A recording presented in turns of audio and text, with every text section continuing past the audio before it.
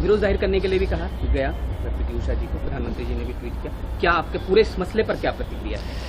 देखिए, ये हिंदुस्तान के लिए भी एक मेडल की हानि है, और सबसे जो पर्सनली अगर आप देखोगे, हिंदुस्तान के साथ साथ खुद विनेश फोगाट को बहुत बड़ी हानि है, क्योंकि फाइनल में वो थी, मेडल उसका पक्का था, गोल्ड या सिल्वर, और जिस तरीके से ओवरवेट होने की वजह से वो डिस्क्वालीफाई हुए, वो काफ़ी दुखदायी है। तो मैं यही कहूँगा कि ये समय उसके साथ खड़े रहने का है, क्योंकि ये देश से जुड़ा मामला है, और जब कोई खिलाड़ी जीतता है तो देश के लिए मेडल जीतता है, देश जीतता है। एक मेडल का नुकसान हुआ विनेश फोगाट को, जो अलग से उसको खुद पर्सनली ये मेडल से जो वो नहीं, फाइनल पहुंचने के बाद भी जो मेडल नहीं मिल पाएगा, वो काफ़ी दुखदायी है, और ये चीज़ की पूर्ति कभी नहीं हो सकती। तो मैं बस यही है कि जो भी सिचुएशन हुई है वो बड़ा गलत हुआ है, भारतीय टीम को, भारत को नुकसान हुआ है, विनेश फोगाट को काफ़ी इसका नुकसान हुआ है। एक खिलाड़ी के तौर पर आप क्या सोचते हैं? 100 ग्राम वाली बात हालांकि जैसे कि आई, तो देखिए ओवरवेट होने में ये प्रावधान है स्पोर्ट्स कोड में, UWW जो नियम है उसमें पूरा वेट, एक्यूरेट वेट दिखाना होता है। अगर मान लीजिए अगर मैं 65 में खेलता हूँ तो मैं 65.00 ही होना चाहिए। 65 से अगर मेरा 10 ग्राम वेट ऊपर है तब भी मेरे को डिस्क्वालीफाई कर देंगे, और ऐसा ये पहली बार नहीं हुआ है, ये पहले भी पहलवानों के साथ हुआ, भारतीय पहलवान भी कुछ इस तरीके से डिस्क्वालीफाई हुए हैं। तो ये विदेशी पहलवानों के साथ भी ये समस्या हुई है, डिस्क्वालीफाई हुए हैं, ओवरवेट की वजह से हो जाती है, और इसमें 1% भी कहीं राहत नहीं दी जाती।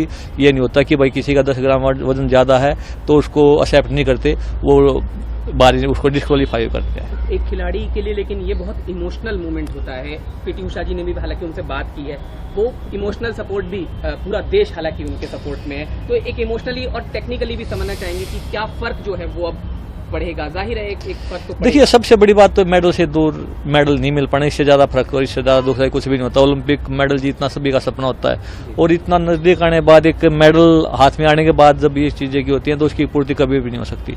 पर सबसे दुखदायी ये है कि यहाँ भी राजनीति घुसा दी है, इसको अलग अलग एंगल दिया जा रहा है, और हालांकि हर पहलवान को, हर खिलाड़ी को, सभी पहलवानों को खासकर जो भी अंतर्राष्ट्रीय स्तर के, उनको सबको पता है कि क्या UWW क्या नियम है, क्या कायदे कानून है, इसमें जो भी चीज़ें होती हैं वो सबको पता है कि भाई अगर वेट ज़्यादा होता है तो खिलाड़ी को कंपटीशन में बाहर होना पड़ता है, डिस्क्वालीफाई होना पड़ता है। तो मैं यही कहूँगा कि पर हिंदुस्तान में एक समस्या ये है कि आरोप लगाना बड़ा आसान है।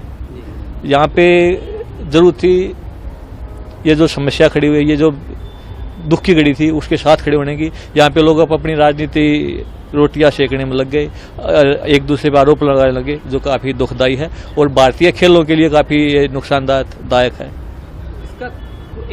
इसको समझते हैं करीब से, तो क्या कोई भी विकल्प या कोई भी सॉल्यूशन इस चीज को लेकर, जैसे विरोध अगर जाहिर किया जाता है इसको लेकर ओलंपिक संघ के? नहीं, इसका कोई विरोध नहीं है जी। अगर डिस्क्वालीफाई कर दिया गया है तो कर दिया गया है, उसमें कोई कुछ नहीं कर सकता। जो नियम है उसके नियम हैं, और बड़े इसके सख्त IOC के UWW बड़े सख्त नियम हैं। इसमें यहाँ पे ओवरवेट की वजह से या कुछ ऐसा हो जाता है, एक बार बाल निकाल देते हैं तो वापस उसको फिर वो अपने डिसीजन को वापस लेते ही नहीं।